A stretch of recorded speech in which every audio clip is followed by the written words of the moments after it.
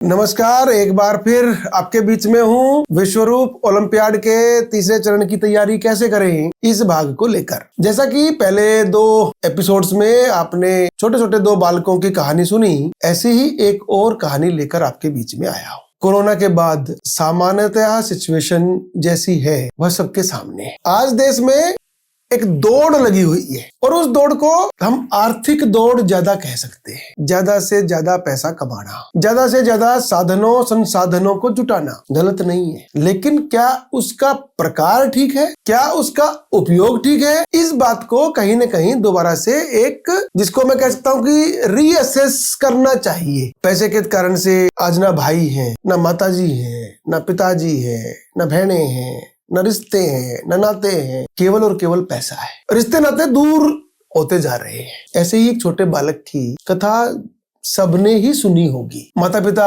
अंधे हैं, बच्चा उनकी बहुत सेवा करता है, जो वो कहते हैं वही बात मानता है। तो माता पिता बच्चे को अपनी अंतिम इच्छा बताते हैं कि इच्छा है जितने भी तीर्थ स्थान हैं उनका भ्रमण करके आना, ऐसी इच्छा है। अब दोनों अंधे स्वयं से जा नहीं सकते हैं, तो पुत्र ने, बेटे ने खुद ये निर्णय लिया कि दोनों को मैं अपने कंधों पर बिठाकर और इस देश के जो तीर्थ स्थान है उनको भ्रमण करा के लेके आऊंगा। अब जब आपने अंधा सुना, बालक सुना, अपने कंधों पर बिठा के सुना, तो निश्चित रूप से आपके मन मस्तिष्क में वो नाम भी आ गया होगा, और वो नाम बिल्कुल ठीक आपके मन मस्तिष्क में आया है, श्रवण कुमार। अपने काम धंधे छोड़कर, अपनी व्यक्तिगत जिंदगी छोड़कर माता पिता की इच्छा को पूरी करना, इस भाव को देखकर आज का बच्चा कैसे महसूस करता है। तो क्या आज का बच्चा आर्थिक रूप से एक सामाजिक स्टेटस पाने के लिए और बाकी सुविधा को जुटाने के लिए अपने उन 2 महान पुरुषों की भी सोचता है क्या, जो उसको इस पृथ्वी पर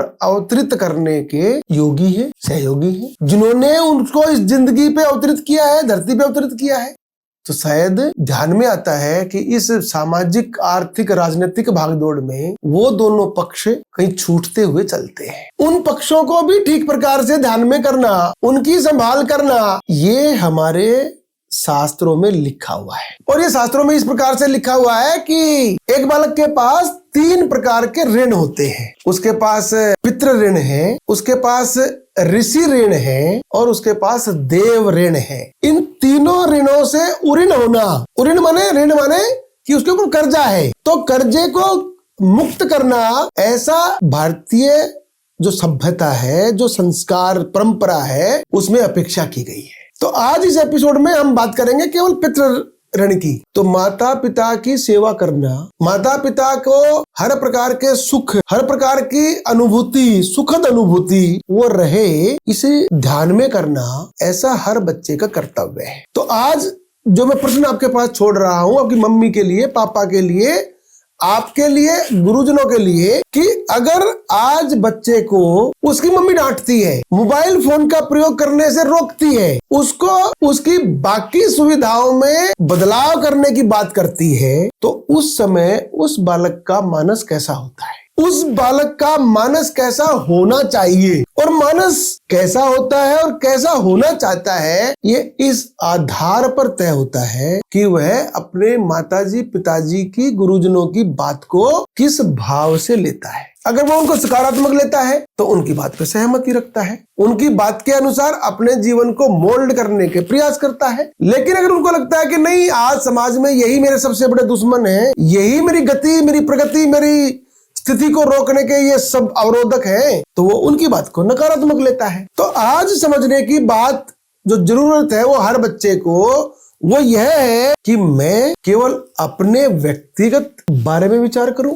या भारतीय सनातन परंपरा में जिन 3 ऋणों को उऋण करने की बात की गई है, उनसे अपने आप को मुक्त कराकर मोक्ष की प्राप्ति की ओर आगे बढ़ूं। आज मोक्ष बड़ा शब्द लगता है, क्या रखा है इनमें, होता क्या है, किसने देखा है, इस प्रकार के बहुत सारे चर्चा विमर्श हम सब कर सकते हैं। लेकिन जो सनातनी है वो सब इस बात को ध्यान में रखते हैं कि समाज में ये सारी बातें आज भी विद्यमान है। तो अब मैं प्रश्न छोड़ता हूं कि एक बालक को मात्र पितृ ऋण से उऋण होने के लिए किस प्रकार के दायित्वों का वहन करना चाहिए, उसके कर्तव्य कैसे हो, उसकी कार्य प्रणाली कैसी हो, इसके बारे में वो बच्चा सोचे, अपनी मम्मी से, अपने पापा से, अपने गुरुजनों से पूछे कि मैं संयमित जीवन किस प्रकार से जी सकता हूँ जिससे न केवल मेरा भला हो, समाज का भला हो, और जिस प्रकार के संस्कार इस भारत भूमि के रहे हैं मैं उनको भी